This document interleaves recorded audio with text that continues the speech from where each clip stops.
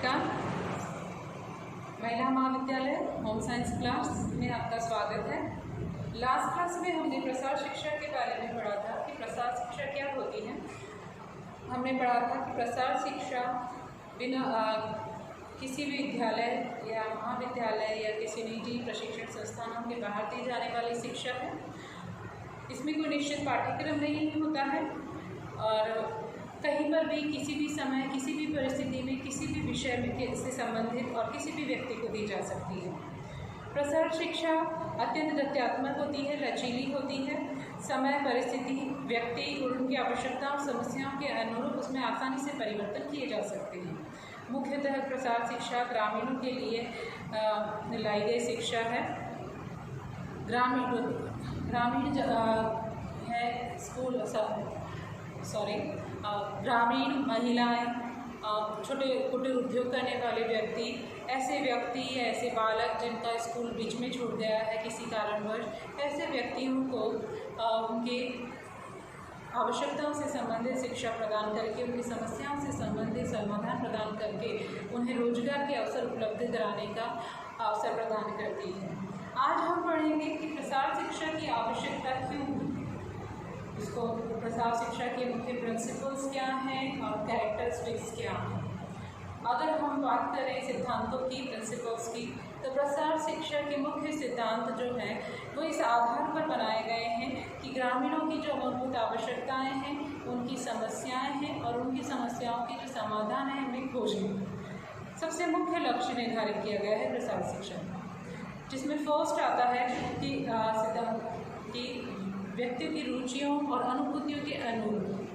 प्रसार शिक्षा में सबसे ज़्यादा जोर व्यक्ति की रुचि और पसंद पर दिया गया है, क्योंकि प्रसार शिक्षा एक स्वतंत्र रूप से दी जाने वाली शिक्षा है। स्वैच्छिक शिक्षा भी कहा गया है इसे। हम मानते हैं कि जो भी व्यक्ति होते हैं, ये अगर किसी को भी किसी भी चीज़ के लिए बाध्य नहीं किया जा सकता।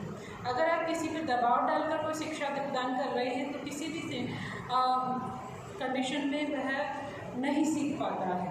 जब तक व्यक्ति का स्वयं का कोई इंटरेस्ट नहीं हो किसी चीज़ में, तब तक वह नहीं सीखता है। अगर व्यक्ति का अपना कोई पसंद है, अपनी रुचि है, अपना इंटरेस्ट है किसी चीज़ में, तो वो किसी भी परिस्थिति में अपने आप स्वतः ही आकर उस चीज़ को सीखता है और उसमें सफलता प्राप्त करता है।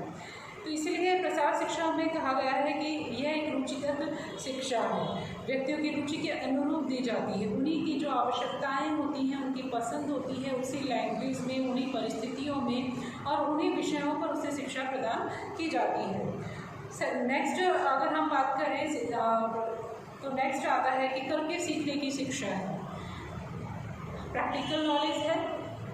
प्रसार शिक्षा टोटली प्रैक्टिकल पर डिपेंड करती है। व्यक्तियों को डेमोन्स्ट्रेशन के थ्रू सारी चीज़ें सिखाई जाती हैं, बताई जाती हैं और उसके पश्चात ग्रामीणों को, व्यक्तियों को स्वयं को भी करने का अवसर प्रदान किया जाता है। वे स्वयं उन चीज़ों को करके देखते हैं, उन मेथड्स को करके देखते हैं एक्सपर्ट्स के समक्ष, और उनको जो भी समस्याएं आती हैं वो उसी समय उन्हें पता चल जाती हैं और एक्सपर्ट्स उनको वहीं पर सॉल्व आउट कर देते हैं और उनमें इससे कॉन्फिडेंस भी डेवलप हो जाता है कि वो इन चीज़ों को या इस प्रकार के कार्य को कर सकते हैं या नहीं कर सकते हैं। तो यह एक करके सीखने की शिक्षा है। फिर सहयोग का सिद्धांत। प्रसार शिक्षा सहयोग के सिद्धांत पर आधारित है। सहयोग, सहभागिता बहुत ज़रूरी होती है किसी भी कार्य को करने के लिए। हमने कहा है कि प्रसार शिक्षा ग्रामीणों की शिक्षा है। ग्रामीण जो होते हैं जनरली अगर हम कहें तो बहुत आसानी से किसी की बात सुनते नहीं है। क्यों? क्योंकि प्राचीन समय से, आज़ादी के बाद से उन्होंने काफ़ी गरीबी देखी है, दरिद्रता देखी है, काफ़ी धोखा खाया है उन्होंने, जिसके कारण उनकी मानसिकता में ही अविश्वास भर चुका है। वो बहुत आसानी से किसी की बात सुनते नहीं हैं और मानते नहीं हैं। ऐसे में उन्हें कोई कार्य के लिए प्रेरित करना, उनको उनकी व्यवहार में परिवर्तन लाना, सोच में परिवर्तन लाना बहुत मुश्किल होता है।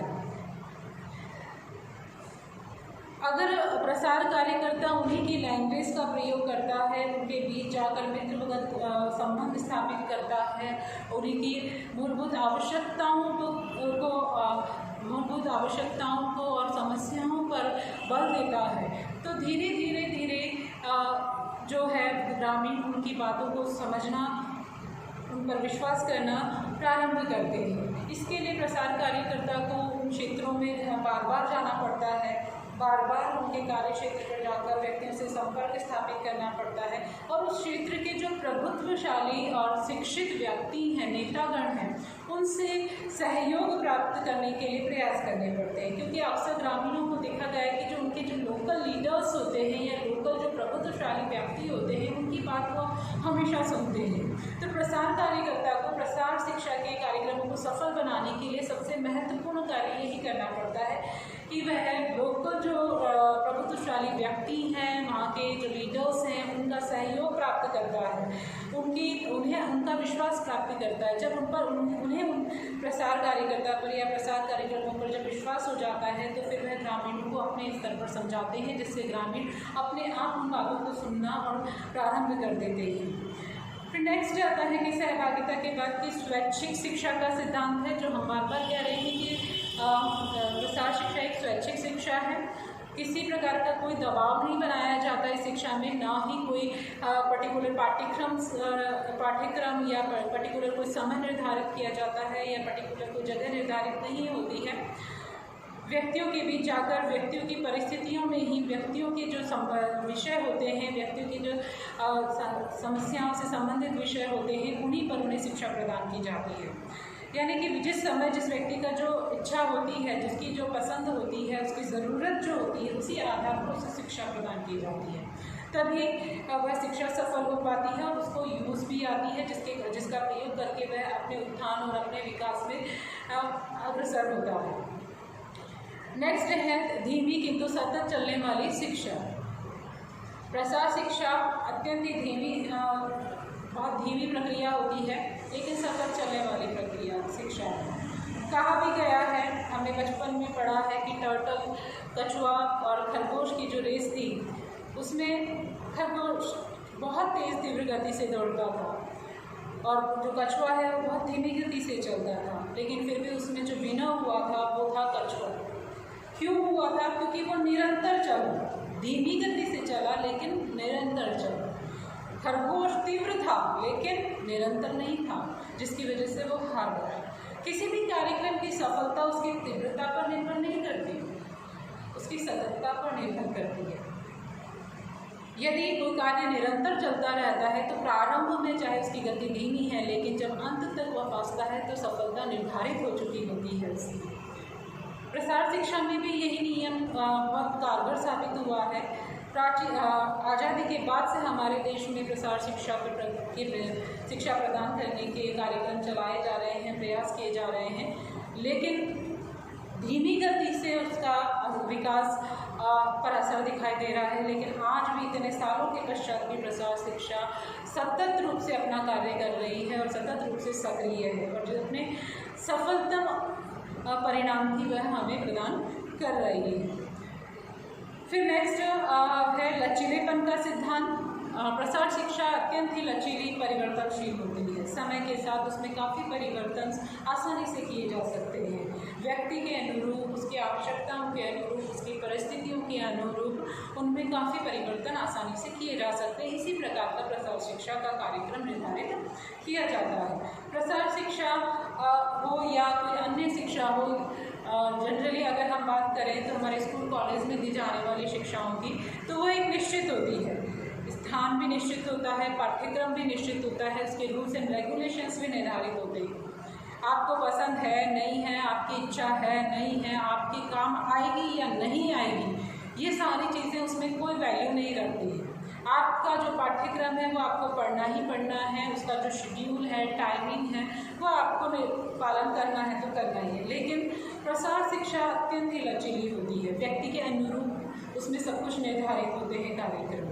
व्यक्ति का यदि कार्य करने का समय है, खेत पर जाने का समय है, या महिलाओं का घर में काम करने का समय है, या किसी के रोजगार के पर जाने का समय है, तो उस समय उसे शिक्षा प्रदान नहीं की जाती। जब वह फ्री होता है, खाली समय होता है, तो तब उसको जाकर उसके घर या उसके कार्य क्षेत्र पर या जहाँ पर भी वह शिक्षा ग्रहण करना चाहता है, आपकी बात सुनना चाहता है, वहाँ पर जाकर उसको शिक्षा प्रदान की जाती है।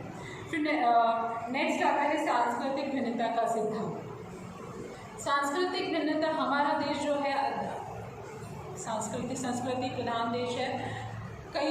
हर क्षेत्र में अलग अलग संस्कृतियाँ हमारे देश में प्रचलित हैं। बहुत सारी विभिन्न संस्कृतियों का पालन हमारे देश में किया जाता है। क्षेत्र वाइज काफ़ी सारी संस्कृतियाँ, समाज, रीति रिवाज सब कुछ परिवर्तित हो जाते हैं।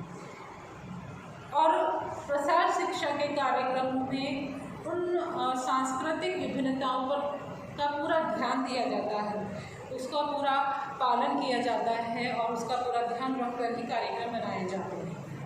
अगर हम किसी रूरल एरिया में जाकर हिंदी में या इंग्लिश में बात करना प्रारंभ कर दें, और जबकि उस एरिया की में जो लैंग्वेज है वो बिल्कुल डिफरेंट चलती है, सब समझते हैं हिंदी, सब समझते हैं, हम भारतीय हैं, हिंदुस्तानी हैं, हम हिंदी सबको समझ में आती है, लेकिन फिर भी वहाँ जो ग्रामीण है, व्यक्ति हैं, वो हमारी बात को तवज्जो नहीं देंगे, हमें ज़्यादा देर नहीं सुनेंगे, हमें सुनने के लिए तैयार ही नहीं है। इसके विपरीत यदि हम वहाँ की लैंग्वेज में उनकी लोकल लैंग्वेज को अपनाकर उनसे बातचीत करना प्रारंभ करते हैं तो वो बहुत अपनेपन के साथ हमारे को सुनना प्रारंभ कर देते हैं। इसी प्रकार यदि हम किसी क्षेत्र में जाकर सीधे सीधे उनके रीति रिवाज परंपराओं पर सीधा प्रहार करते हैं, आक्षेप करते हैं या उनके बारे में बात करना प्रारंभ कर देते हैं, तो वो भी वहाँ ग्रामीणों को पसंद नहीं आता है। इसके लिए आपको बहुत सोच समझ कर बातचीत करनी होती है। आपकी उनकी जो रीति रिवाज संस्कृति है उन पर प्रहार नहीं कर सकते, उनके बारे में कोई आक्षेप नहीं कर सकते, उनके बारे में आपको बहुत पॉजिटिवली उनके साथ बातचीत करनी होती है। यानी कि प्रसार शिक्षा में उनकी जितनी भी संस्कृतियाँ हैं, सांस्कृतिक विभिन्नताएँ हैं, उनको अपनाया जाता है और फिर उस आधार पर कार्यक्रम बनाए जाते हैं। प्रारंभ में जब हम पीछे मुड़कर देखते हैं तो प्रसार शिक्षा प्रदान करने के लिए कठपुतली के खेल, नुक्कड़ नाटक या इस टाइप के कुछ नाटकों का और इनका प्रयोग किया जाता था। धीरे धीरे लोग वहाँ के लोकल संस्कृतियों को उसमें के माध्यम से उनको स्टोरी सुनाई जाती थी और ड्रामास करके उनके जो मूलभूत विषय हुए करते थे जागृति के उनको बताया जाता था, उन्हें शिक्षाएं प्रदान की जाती थी। लेकिन आज भी इन मेथड्स को प्रयोग किया जाता है ताकि इतना टेक्नोलॉजी डेवलप हो चुकी है, लेकिन उसके बावजूद भी उनकी लोकल लैंग्वेज के में और लोकल तरीक़ों से ही उनको शिक्षित करने का प्रारंभिक प्रयास किया जाता है ताकि वो इंटरेस्ट लेना शुरू करें, उन्हें ऐसा लगे अपनापन जैसा, ऐसा नहीं लगे कि कोई बाहरी व्यक्ति आकर उन्हें आदेश देना प्रारंभ कर रहा है, उन्हें सिखाने की कोशिश कर रहा है। ऐसे में वो किसी की सुनते नहीं हैं। तो संस्कृति प्रधान देश है और उसका सांस्कृतिक विभिन्नता का हमें ध्यान रखना बहुत ज़रूरी है, चाहे वो भाषात्मक हो, रीति रिवाज परंपराओं से संबंधित हो, पहनावे से संबंधित हो, हर चीज़ का ध्यान इसमें प्रसार कार्यक्रम में रखा जाता है, तभी वह सफल होता है। फिर नेक्स्ट आता है कि तृणमूल संगठन का सिद्धांत। तृणमूल संगठन यानी कि जड़ें, मूल, किसी भी चीज़ की मूल जड़ क्या है।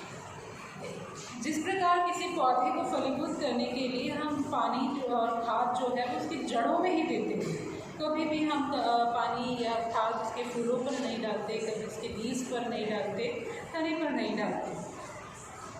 किसी भी पौधे को डेवलप करने के लिए जो भी उसको पानी दिया जाता है, खाद दी जाती है, वो सब उसके जड़ों में ही दी जाती है, तब जाकर वो पौधा बहुत अच्छे से फलीभूत होता है, बहुत अच्छे से डेवलप करता है, हरा भरा होता है। इसी प्रकार ग्रामीणों को शिक्षा प्रदान करने के लिए या व्यक्तियों को शिक्षा प्रदान करने के लिए उनकी मूल जो जड़ है उसे पकड़ना और उसे सिंचित करना बहुत ज़रूरी है। गरीबी जो है वो इतनी ज़्यादा व्याप्त है कि उसको दूर करने के प्रयास तो खुद किए जाते हैं, खुद कार्यक्रम बनाए जाते हैं, लोग, सरकार भी खुद तो प्रयास करती है, लेकिन जो मुख्य गरीब व्यक्ति है उसे सर्वप्रथम पंक्ति में आगे रखकर उसे विकसित करने का प्रयास नहीं किया जाता। यही कारण है कि आज भी हमारे देश में इतने वर्षों से गरीबी मिटाओ का नारा चल रहा है। हर चुनाव के समय हर पार्टी का सबसे मूलभूत जो टॉपिक होता है या मूलभूत मुद्दा जो होता है वो यही होता है कि हम देश से गरीबी मिटाएंगे। लेकिन फिर भी हमारे देश से गरीबी नहीं मिट रही। क्यों? क्योंकि वो पंक्ति में सबसे लास्ट में खड़े किया जाता है। जिसे विकास की सबसे प्रथम आवश्यकता होती है उसे तो पंक्ति में सबसे लास्ट में खड़ा किया गया है। यदि उसे सबसे फर्स्ट सामने रखा जाए और उसी से प्रारंभ किया जाए वह कार्य, तो अपने आप जो है विकास दिखाई देने लगेगा। वो सारी जो समस्याएं हैं वो छटती चली जाएंगी और हमारे देश में वह विकास के जो कार्यक्रमों का जो रिजल्ट है वो अपने आप दिखेगा, अपने आप दिखेगा। कहते हैं ना, जैसे बारिश होती है और तो गार्डन में छोटी सी घास में फैलकर इतनी हो जाती है कि पूरे गार्डन में हरियाली दिखने लग जाती है, चारों तरफ हरियाली हरियाली दिखाई देती है, अपने आप फैल जाती है। इसी प्रकार यदि विकास के कार्यक्रम, विकास का जो मूल व्यक्ति है जिससे विकास शुरू होना चाहिए, उसी से प्रारंभ किया जाए तो अपने आप ही वह कार्यक्रम सफल हो जाएगा और उसकी सफलता देखनी नहीं पड़ेगी, अपने आप दिखेगी।